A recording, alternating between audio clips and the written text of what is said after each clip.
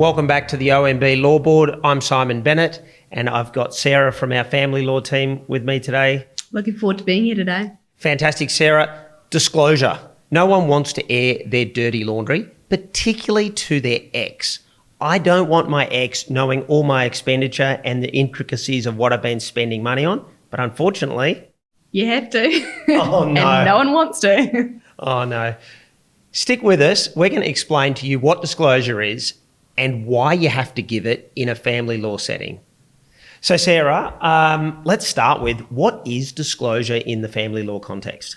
Yeah. So disclosure it's an ongoing duty, and it's basically giving your ex all information that they would need to make an informed decision, right, about what they do, and for the lawyers in the court to understand what the circumstances are. So, for example, and it applies to property and parenting. This is a common misconception, is that it's just a property thing. It applies to parenting too. So in parenting, it might be medical reports, school reports, things like that. Anything that the other person might need to make a decision about what they're doing in this case. All right, let's concentrate a little bit on the financial stuff, because I think that's where the angst comes in, right? Yes. Bank statements. Yes. Can I cross out, for example, expenditure that I may not want my partner to see that I'm spending money on? This is a big issue. So clients often are like, why do I have to show my ex what I've been spending my money on? Why can't I just show them what the balance is and not show them where the money's coming and going?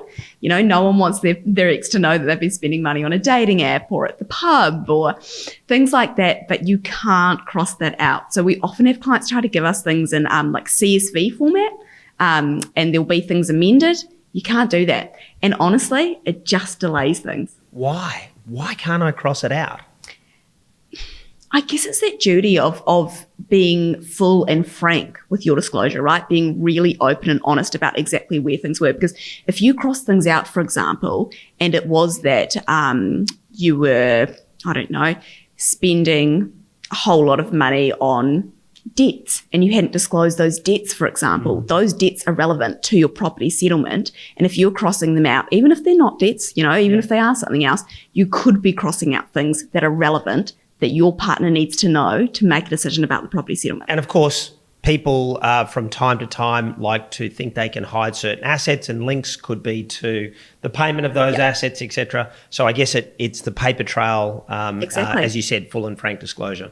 Detailed paper trail. And the other thing is, payments to people, like money going out to people. And when is this obligation of disclosure? When does it arise? And, you know, do I have to update it? Can you talk to us about that? Yeah, so starts as soon as you start negotiating, essentially, but generally people don't do it until they get lawyers involved. And it's actually backdated.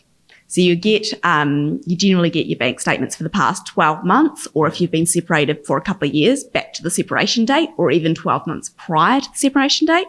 And it keeps going until everything's resolved. So people often also get frustrated about this. They'll go, I've given you all my bank statements, and then, you know, things haven't resolved in 6 months and the other side's asking for updated statements. You've got to give it. Okay, here's one for you. My ex has not disclosed their financial information. I'm not doing mine. Yes, this happens all the time. Unfortunately, it's an obligation on each person. So whether they have or whether they haven't, you need to comply with your disclosure, because it used to be that, so courts can develop sort of law or like a process, but it's actually this year been codified in legislation. So the written law that you have a duty of disclosure. And if you don't comply with your duty, even if the other party doesn't, you've got your own personal consequences, you know, up to and including imprisonment. Very unlikely, but, you know, the risk is there, and there's risks about findings being made against you by the court. There's risks to you that if you do enter into a settlement, it being set aside later. So let's talk about that, because to me, that's really important. I've gone to all the trouble of coming to a resolution, often quite acrimonious, quite stressful, and we finally got to a result where we've got a resolved agreement. Yeah. But I've been a bit sneaky and I held off some information. That's right. If you hold off that information, there is a risk to you that in a few years' time, your ex finds out about that and they come back and they challenge it and you're back at square one. you've got to renegotiate, except now you've maybe gone off and started a new business. You've gone and purchased a new property. You've got new assets that have been pulled back into this negotiation with your ex. It's not pretty. Okay, so we're ending up in a far worse situation by trying to be a little bit smart and not complete full and frank disclosure. Now my new assets are suddenly in the old matrimonial pool. That's right. And people do try to do it right because they think, oh God, I'm being so smart. I've not disclosed an inheritance I've received, or I've got a boat somewhere that I'm not going to tell them about and I'm just going to, get one up on them, and it's not worth the risk. And Sarah, we've seen situations where even really difficult assets have been found, like overseas assets. That's right.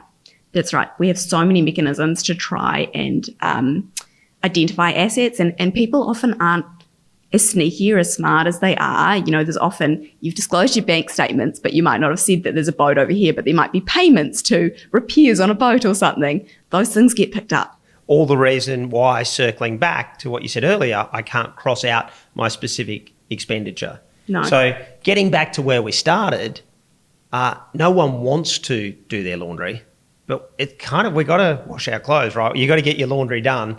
It might be an uncomfortable process, but it's a necessary one. Oh, honestly, I would call it one of those necessary evils. Everyone hates it without fail, but you're better off for having done it. All right. And a little procedural thing. Have you got any tips for our viewers and our listeners on ways to make the disclosure obligation simpler and a bit cheaper than it might otherwise be? Yeah. Look, sometimes people find it easier to get in contact with their bank and just get their bank to bulk download everything. For example, getting their bank statements. But also we'll send you a list of exactly what we need. So as long as you send us what's on that list, that makes our life so much easier rather than sending it to us in drips and drabs and us having to then follow up and go back and forth. Yep. Just drives up your costs. And this sounds really simple, but just labeling things, just labeling bank account and then the last 4 digits of your bank account number makes it so much easier for us to find. Fantastic. Well, it sounds like disclosure is more important than we think. It might be something that's uncomfortable, but we need to get it done. That's exactly right. Just do it. And for all of our viewers and listeners who need a hand with their family law matters, particularly the difficulties of disclosure, Sarah and our OMB family law team would be more than happy to assist. And if you've got comments or questions, hit the link below. Please subscribe to our channel and we'll do our best to get back to you in future episodes. Thanks, Simon. Thanks.